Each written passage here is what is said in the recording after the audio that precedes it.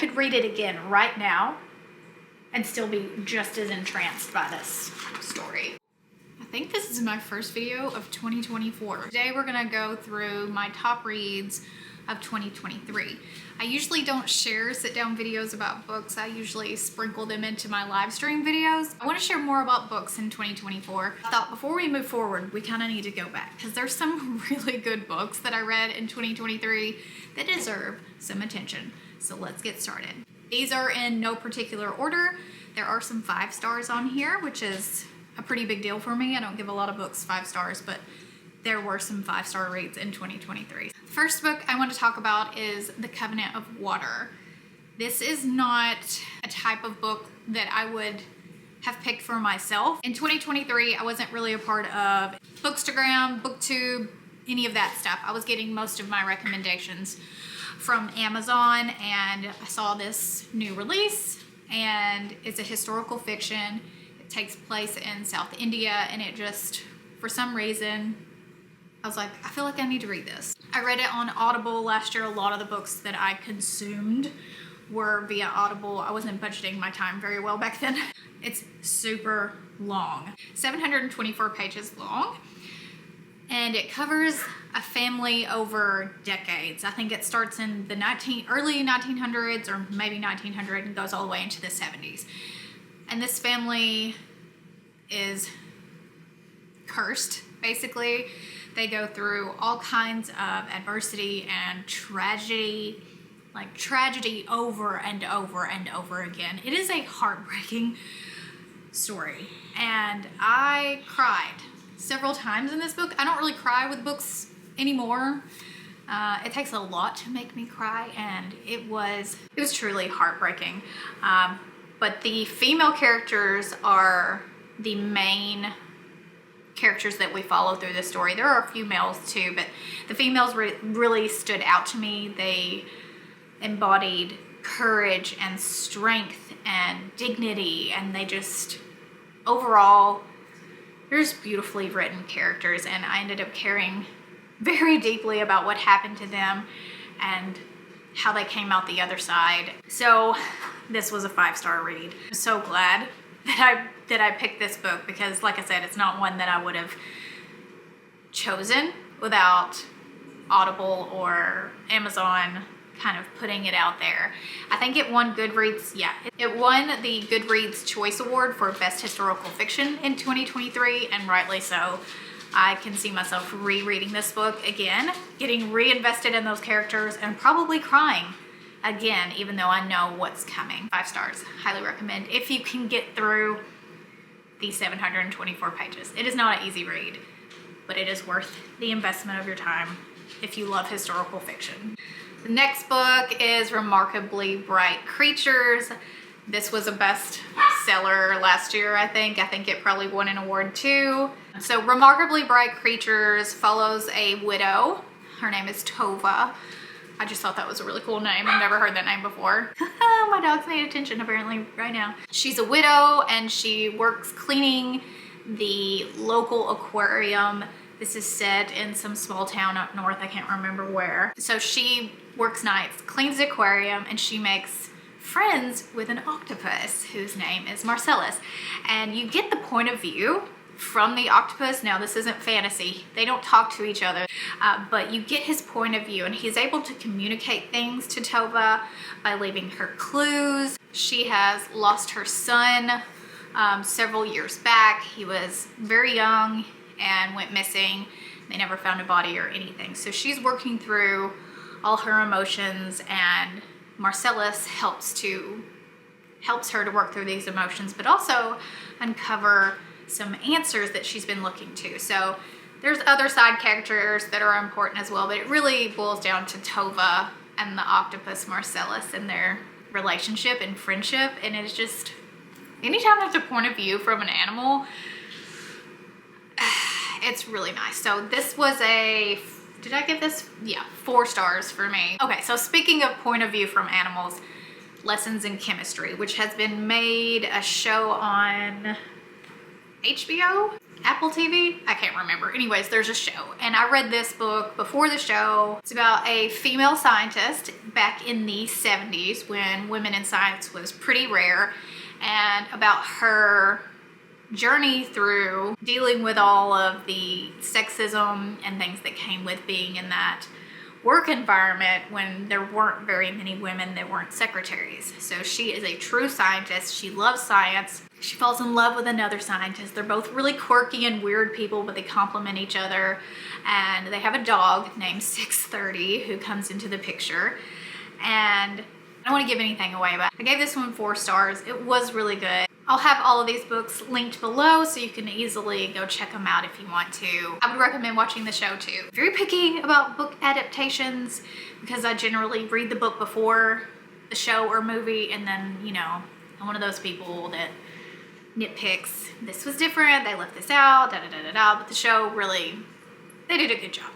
All right, so another 5-star read. Some of you already have heard me talk about this book because it was like, I really got into it. So I love fantasy. Most of these books on my list for 2023 aren't fantasy, but if you look at my like top reads of all time, it's a lot of fantasy. I have high standards when it comes to fantasy. You know, Tolkien and C.S. Lewis, and you know, those are my favorites. So I got high standards. I love Game of Thrones. I've read all those books too. So when I saw Fourth Wing come out on the new releases, I saw that it had dragons in it. I instantly said, add to cart, okay? Because I am a big fan of dragons. So this story is a romantasy, which is like fantasy with some love thrown in there. So it follows Violet, who is our main character, and she is going to Basgai the War College. So this is a college of dragon riders, but before you get to ride a dragon, you have to go through all these different trials and tests. So it follows her doing all of this to get to where she can ride a dragon and be a dragon rider. And it is very action-packed. The characters are well written. There's a lot of world building that was really good, I thought. I really loved it. I got deep into the Fourth Wing world and I couldn't wait for the second book. The second book doesn't make this list. It's called Iron Flame. I don't want to go into why I don't like Iron Flame too much, but I will say it seemed rushed. Violet in Fourth Wing was a very strong, smart, strong of mind, independent, smart girl, and she seemed to transition into this whiny, simpering meh in Iron Flame. They covered much more about the dragons in Fourth Wing than Iron Flame. I felt like we could have went way deeper in Iron Flame. There's a lot of problems I have with Iron Flame. Did I read it? Yes. Am I going to read the next one? Yes. But I gave Fourth Wing 5 stars and Iron Flame 3 stars. I'm gonna keep going when the next book comes out, but I didn't love Iron Flame. These are not all the books I read in 2023. These are the top ones. If I talked about every single book I read in 2023, this would be an 1.5 hour long video probably. So, all right, moving on. The next one is another 5-star read. The Silent Patient. This one, the 2019 Best Mystery and Thriller. So this is an older book, somehow slipped under my radar, and I'm so glad I found this book. This follows a psychologist who goes to this poorly run psychiatric hospital to seek out a very specific patient, and the patient hasn't spoken in years. She was found standing over her husband's dead body, and no one knows why she did it. And he follows the clues, and you walk through him trying to make a breakthrough with her and get her to talk, and the twists and turns. This is a really well written thriller mystery. Like, the plot twist in this one got me, and I'm pretty good at predicting how things are going to pan out in these mysteries. I didn't see this one coming at all. It was so good. So 5 stars, Silent Patient. Put it on your list. I don't want to. It was good. Like, I'll probably read that one again. A lot of my 5-star ratings are either like had me in a chokehold, couldn't put it down, read it in 24 hours, will read it again, or like made me bawl my eyes out, you know, got like emotional. I was emotionally invested. That's usually the criteria for 5 stars. And this one had me on the edge of my seat. I read it in 24 hours and like, wow. Whew, is a good one. The next one is The Housemaid, another mystery thriller. Follows a woman who is on probation. She committed, I can't remember, some sort of crime, and she can't get a real job anywhere because no one wants to hire her, so she gets a job as a housemaid working for this couple. They're very wealthy, and they put her up in this room in the attic. She's like Cinderella, right? The wife treats her horribly, is mean to her, seems a little like some screws are loose with the wife. The husband's so nice and kind to her, and she ends up, you know, very interested in the husband. And the wife, obviously, not very happy about that. So it follows the story of the wife and the housemaid and the husband in this like mysterious love triangle. And then huge plot twist happens, and it's good. 4 star, 4.5. I give that one 4.5 stars because I didn't see that one coming either. I kind of felt like I knew what was gonna happen, but I wasn't for sure. And when it did happen, I was like, oh, okay. Okay. All right, so there's a second book. I think it's called The Housemaid's. I can't remember. There's a second one. I don't think I read that one. And if I did, it didn't make an impact on me, or I just didn't care enough to write it down. All right. None of this is true. Another mystery thriller. I was in my mystery thriller era in 2023, apparently. So none of this is true.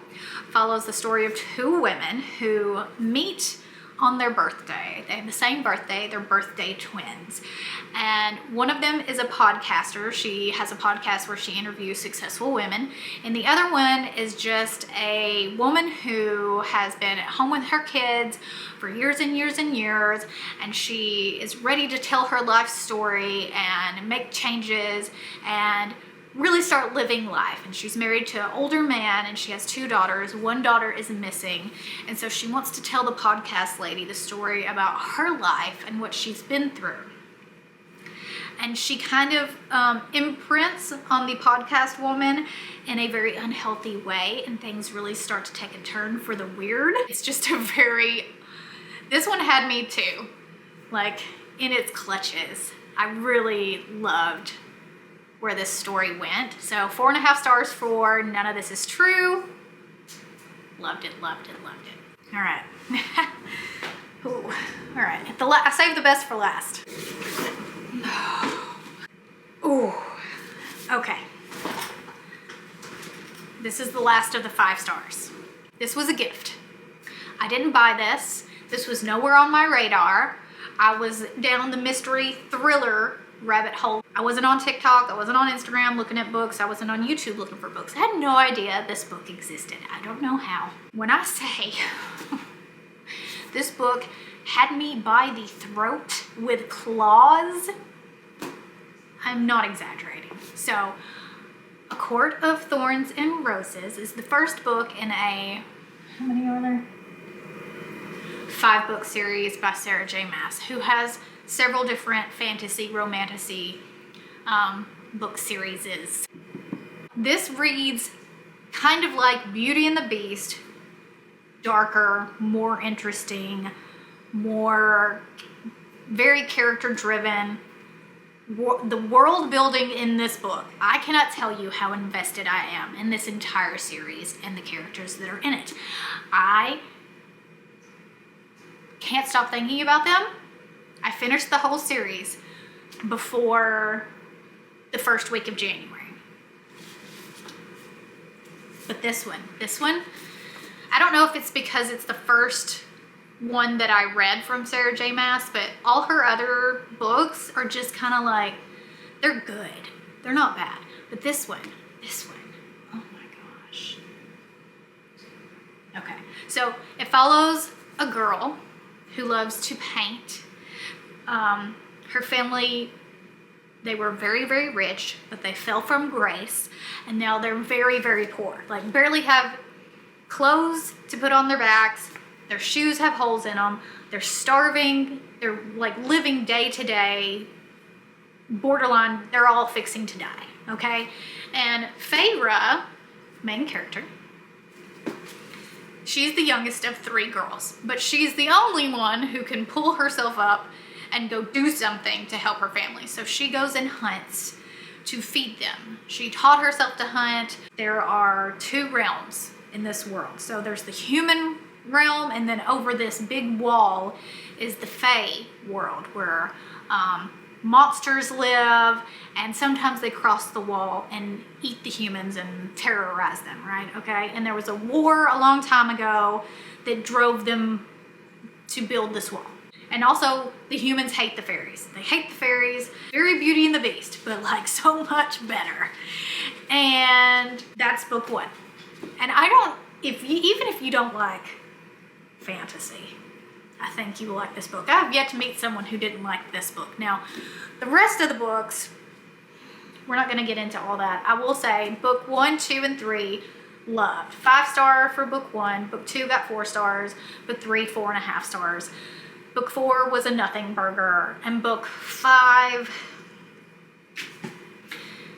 follows a character that I just don't like that much, okay? And it wasn't bad. I loved the story that was told in the 5th book. It was too much smut for me. I don't judge anyone for liking that part. Like, that's fine. If that makes you happy, I'm happy for you. I don't care what anyone else reads.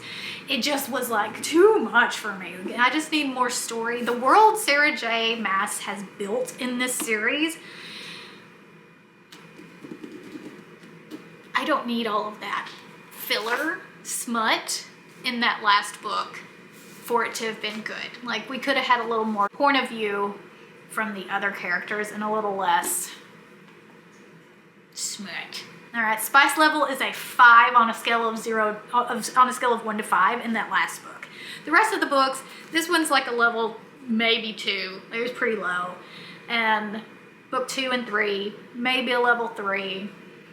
Book 4 is like no spice, like very, very little, maybe a 1. And then book 5 is 5 spices. All right, it's very spicy and like whatever. It's still a good book. I just flipped past that part because I don't care. All in all, though, the series as a whole gets 5 stars because I read all 5 books in 2 weeks. And this book I read in 24 hours. The actual book, not an Audible, not a Kindle. No. This, like this, till 3 a.m. I could read it again right now and still be just as entranced by this story. My God.